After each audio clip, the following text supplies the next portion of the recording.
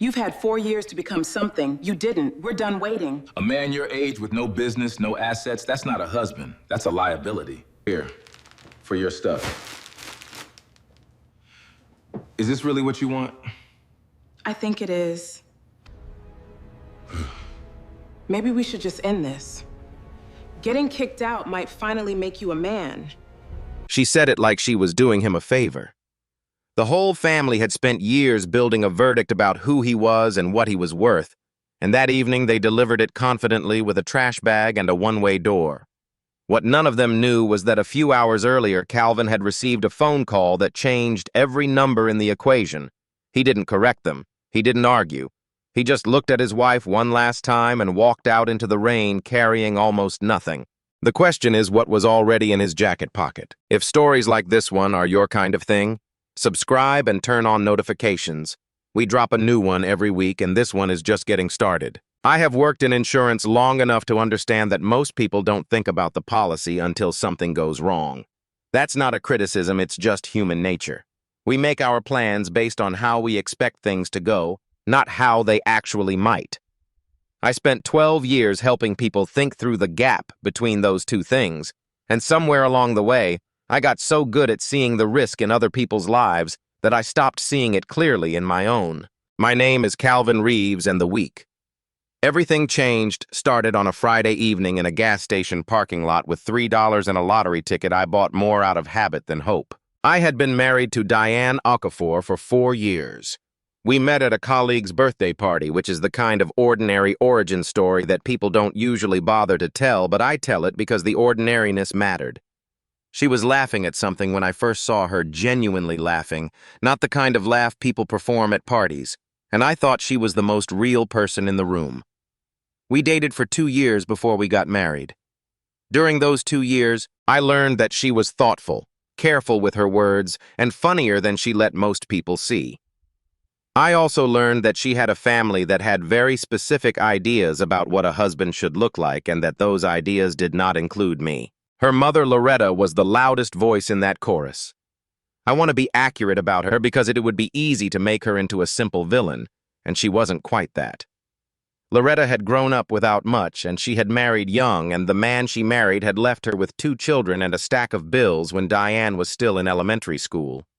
She had rebuilt slowly and with difficulty, and the lesson she took from that experience was that a man's worth could be measured by what he owned and earned.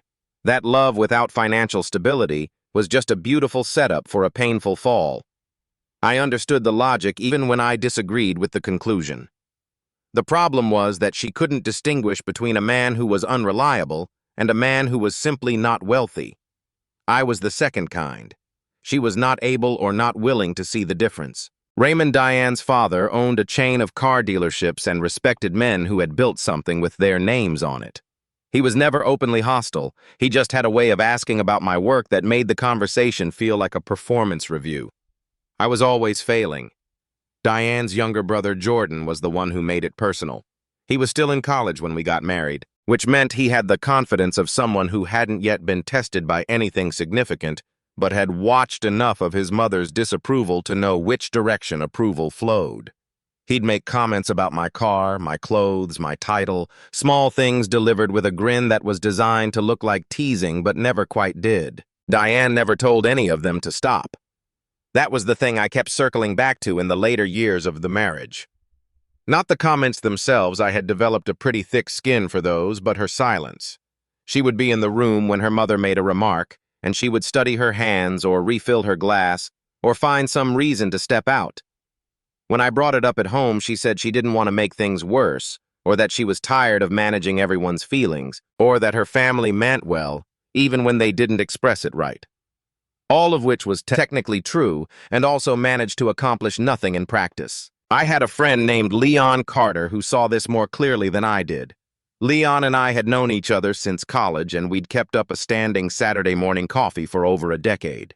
He was the kind of person who asked one good question and then waited as long as it took for you to answer it honestly. About 6 weeks before everything happened, he looked at me across the table and said, "You know she's been letting them make decisions for your marriage for a while now, right?" I didn't answer right away. He didn't push. He just added in the same easy tone when you need a place to land. My couch is clear. That was Leon. Not advice. Just an open door left available in case you needed it. I thought about that conversation more than once in the weeks that followed. Now, one other thing I need to mention before I get to the ticket: the security system. About a year before any of this happened, the house 2 doors down was broken into during the day. It shook the neighborhood a little, and I spent a weekend researching options and ended up installing a camera system myself. 3 cameras covering the front door, the driveway, and the main living area. I chose a cloud-based system specifically because the footage uploaded continuously to an off-site server, meaning it couldn't be deleted from inside the house. It wasn't dramatic. It was the same practical thinking I applied at work. Diane knew the cameras were there.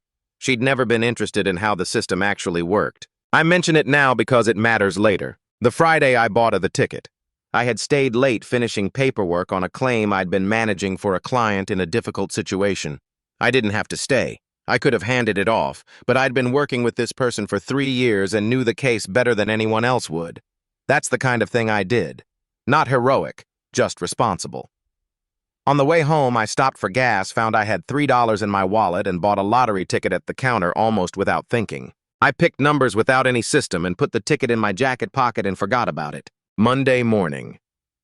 I checked the results on my phone while I was still half asleep. It took me a moment to understand what I was looking at. I went through the numbers again slowly, then a third time using the official website. Then I sat on the edge of the bed for a while without moving. $500 million. All 6 numbers. The ticket still in the jacket hanging on the back of my closet door. I called the Lottery Commission's verification line when they opened at 9. The representative confirmed the ticket matched, walked me through next steps, and said I should secure the ticket, avoid discussing the win publicly, and consult legal counsel before coming in to claim. She said this with the practiced calm of someone who had made this call many times. I sat in my car in the parking lot at work for 20 minutes before I went inside. My first call was not to Diane. I told myself this was because the legal piece was urgent, but the truth is that something in me already understood the position I was in, that this information was not neutral, and that bringing it home would immediately change every conversation that had been building towards something I could already see coming. I called an attorney named Elias Grant, who specialized in asset protection and had worked with lottery winners before. He confirmed I was the legitimate holder, outlined the trust structure he recommended, and explained that state law required public disclosure when I claimed, which meant a press appearance. We could manage the timing but not avoid the announcement. I went through the rest of Monday on autopilot. Answered emails, handled client calls, drove home thinking about what to say, and pulled onto our street to find Raymond's car, then Loretta's, then Jordan's. I sat in the driveway for a moment. I could read the situation before I entered it. I checked the ticket still in my jacket pocket and went inside. Loretta spoke first. She said Diane had wasted 4 years with someone who had no trajectory, no assets, and no real plan, and the family had decided the most loving thing they could do was help their daughter see that clearly before more time was lost. Raymond said that a man my age without a business or meaningful assets wasn't a husband, but a liability. He said it without particular cruelty, which was almost more difficult to sit with. Then Jordan handed me a trash bag, an actual trash bag, held out like a gift. I looked at Diane. She was standing near the hallway entrance with the expression she used when her family was pressing her in a direction she wasn't sure about, but wasn't going to resist. I asked her one question, the only one that mattered was this: really what she wanted. She held my gaze for a few seconds. Then she said, maybe they should just end it before any more time was wasted. Quietly, without her mother's certainty, but she said it. I had $500 million in my jacket pocket. I could have taken it out and watched every single one of them reorganize themselves around it in real time. And that was exactly why I didn't. Because if money was the variable that made them want me in the room, I already had my answer about what I was worth to them. Loretta said as I was picking up the bag that getting kicked out might finally make a man of me. I told her that someday she would remember exactly what she'd said tonight. She looked at me like I was making a threat from a position of no leverage, which was precisely what she believed. I took a few clothes, the framed photo of my mother and the jacket. I left my house key on the kitchen counter. It was raining when I got outside. I drove to Leon's apartment, and when he opened the door, he looked at me, once nodded and said the couch had been ready since last week. He handed me the spare key. I went inside and sat down and felt for the first time in a long time like I was exactly where I was supposed to be. Not happy, not okay, but at least not in a room where I had to pretend to be smaller than I was. The next 2 days at Leon's apartment had a specific texture I still remember clearly. The particular quiet of a space that isn't yours, where you sleep lightly and wake up already thinking about the thing you went to sleep thinking about. Leon didn't ask questions. He made coffee in the mornings, left a spare towel on the bathroom counter, and gave me the kind of company that doesn't require performance. I told him I was working through some things. He said he figured. I called Elias the morning after and walked him through the new development that I had been removed from the marital home the same evening I'd confirmed the win before I'd told anyone. He was quiet for a moment and then said the timing was actually legally significant. The ticket had been purchased with my personal funds, the win had been confirmed before any conversation about separation, and I had documentation, the recorded verification call establishing the timeline clearly. I would begin building the trust structure immediately. The press appearance was unavoidable. I told Elias I wanted to attend as myself plainly without staging anything. He said that was fine as long as I understood that once the broadcast aired, the situation would develop quickly. I thought about what to say at that appearance for a long time. Part of me, the part that had been handed a trash bag in my own kitchen, wanted to use the moment. To be specific, to name names, to make sure everyone watching understood exactly what had happened. I sat with that impulse and tried to be honest about where it was coming from, and what I found was that it was mostly pain, about wanting the people who had decided I wasn't worth keeping to understand the scale of what they'd dismissed. That's a human feeling. But it's not a good reason to build a public statement around. My mother had told me once that money had a way of revealing people, not changing them, but revealing what was already there. She said it could reveal ugliness in the people who suddenly wanted to be near you, and it could also reveal ugliness in you if you let having it make you someone who measured your worth by other people's regret. I didn't want to become the second kind. 3 days after I left, the broadcast aired on a Thursday evening. I found out later that Loretta had been watching the news with Raymond and Jordan in the living room when the segment ran. The anchor introduced it as a local interest story. A man from the area had come forward as the winner of the $500 million jackpot. The segment cut to live footage from the Lottery Commission's office where I was standing beside Elias Grant and the lottery director holding a ceremonial check the size of a small door. Loretta dropped her cup of tea. Jordan started searching my name on his phone. Raymond turned up the volume. Diane, who had walked in from the kitchen during the first few seconds, stood in the doorway and didn't move. On the broadcast, the host asked how it felt to have my life change overnight. I said that the money hadn't changed who I was, it had only changed how certain people would look at me going forward. I said that 3 days before this moment I had left a place I called home carrying my clothes in a trash bag. The people who handed me that bag believed I had nothing to offer.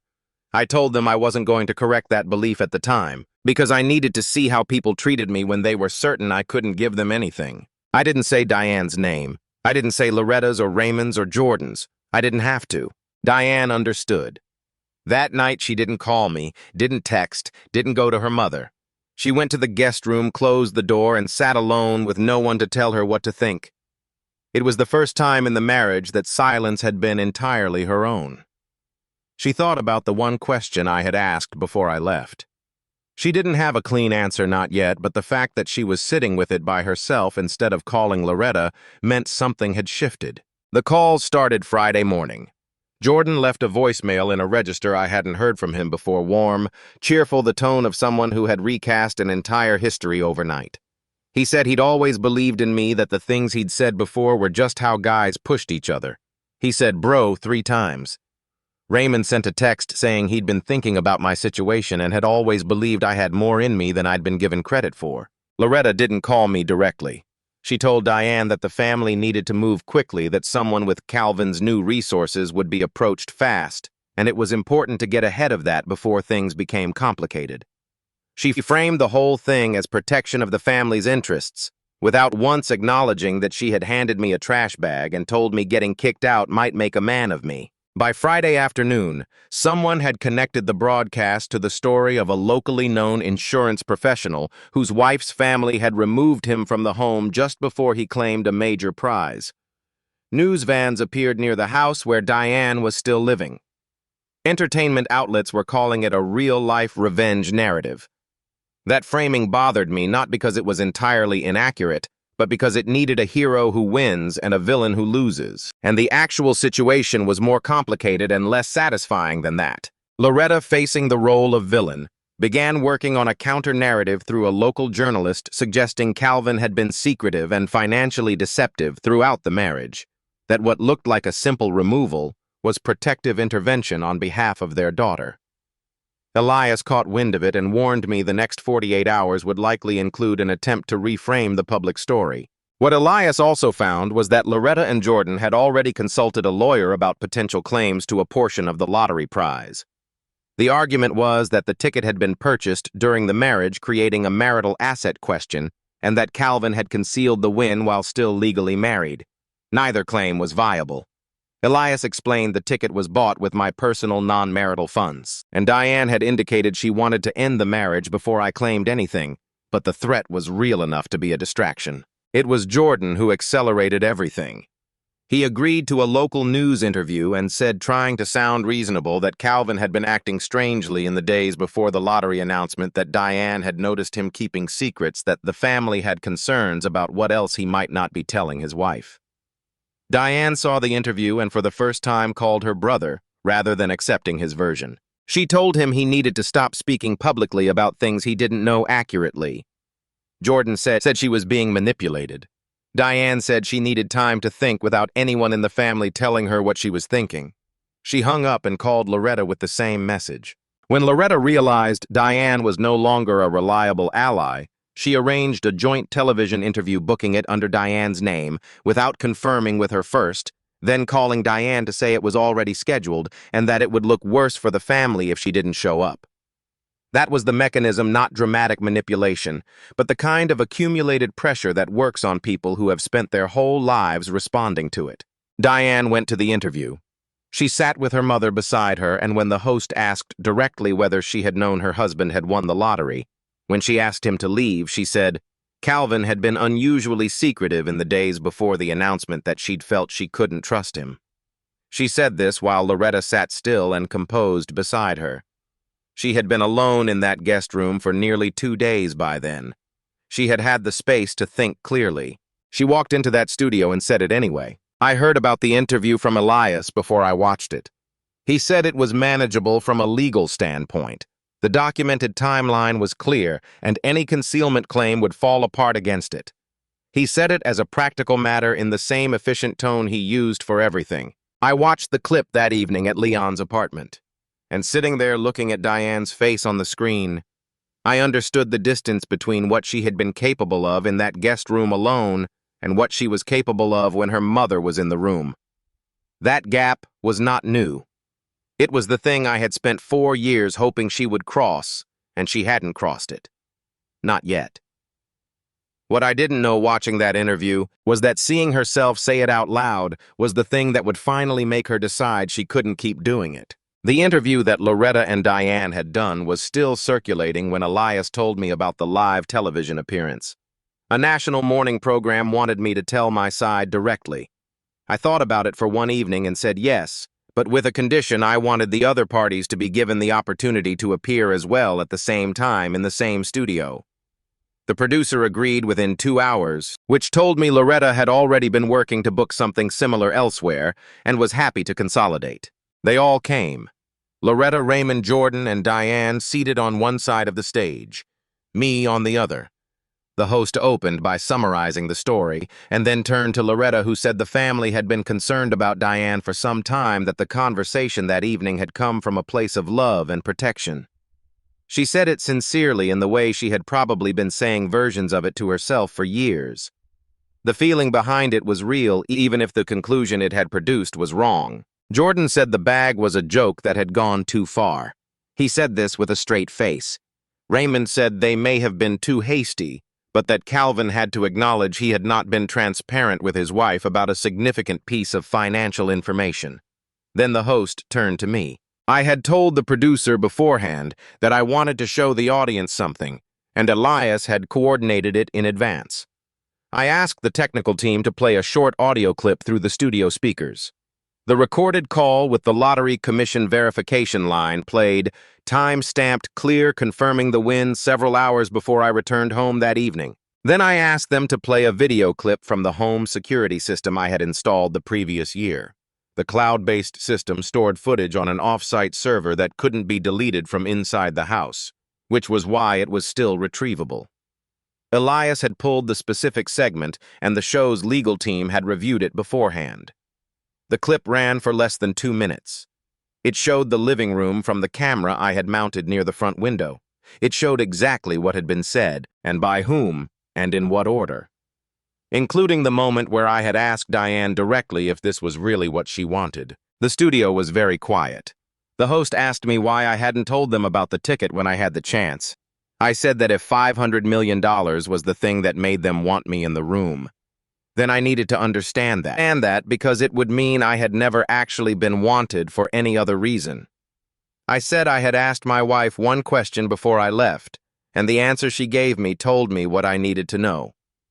Diane was looking at the floor. I did not say her name. The host turned to Loretta and asked if she had anything to say in response.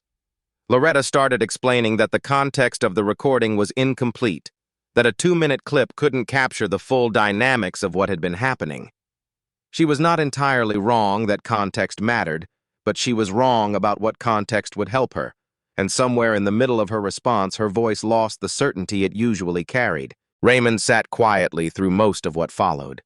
When the host asked him directly, he said he had been wrong to measure Calvin the way he had. He said it plainly, not elaborately, not with qualifications, and I believed that he meant it. He said his only standard for a son-in-law had been whether the man had a business with his name on it, and that he understood now that standard had missed everything that actually mattered about a person's character. It came too late to change anything, but I acknowledged it. Jordan said things had clearly gotten out of hand. When the host pressed him on the bag specifically, he said he'd thought it would be funny that he'd misjudged the situation. I let that sit without response. The moment that changed the tenor of the segment happened near the end. Loretta was trying to reframe the story one more time, suggesting Calvin had engineered the whole situation to embarrass the family publicly, and Diane said without looking at her mother in a voice that was quiet but fully audible. That wasn't what happened, and she wasn't going to say it was. Loretta turned to her daughter. Diane said Calvin had not lied to anyone. She had made a statement in a previous interview that she was not proud of, and she wanted to say clearly on the record that it was not accurate. She said Calvin had been exactly who he always was, and that the failure in the marriage was not his honesty, but her inability to stand up for him when she should have. Loretta said she didn't need to do this. Diane said quietly and without drama that she needed to stop letting her mother make that decision for her. No one filled the silence that followed. The host understood when a moment was complete. After the segment in the green room, Diane came to find me. We stood near the door close enough that we didn't need to raise our voices. She said she was sorry. She said it without a list attached to it. Not sorry, but not sorry, however, just the word, and then the specific thing she was sorry for. She said she had known on that Thursday night watching the broadcast exactly what she had done and what it cost. She had gone to the interview with her mother anyway because she hadn't yet found the part of herself that could say no. She wanted me to know she understood that the cost of that wasn't something she was asking me to absorb. She didn't ask me to come back. She didn't ask about money. She said she was going to move out of her parents' house and figure out how to make her own decisions.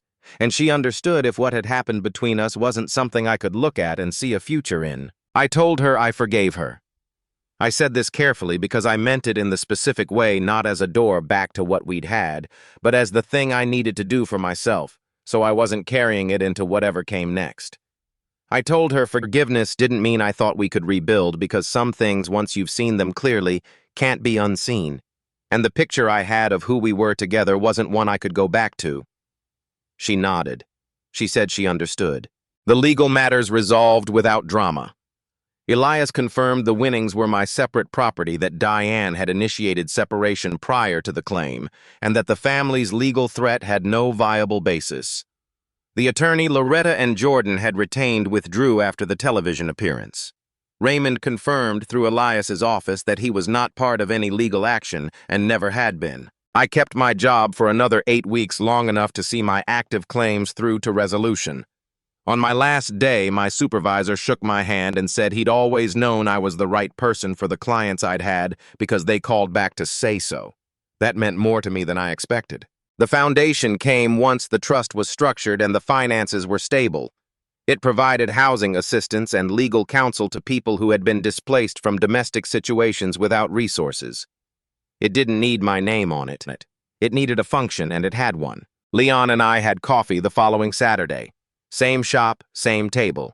I told him everything: the ticket, the timing, the television appearance, the conversation with Diane in the green room. He listened with the coffee held in both hands, eyes on me. When I finished, he said, "You held on to yourself through all of it. That's the hard part. Most people don't." There is a framed lottery ticket on the wall of my home office now beside a photograph of my mother. I had it mounted after the trust was finalized, not to remember how much I'd won, but to remember the decision I made when I still had the option to reveal it, and chose instead to find out what people looked like without it. The people who handed me that bag made a judgment based on what they could see. What they couldn't see, I kept in my pocket. That choice is the one I think about when I need to remember what kind of person I want to be. Some people will tell you, your value is visible, that you can see it in what someone drives, what they earn, what their title says.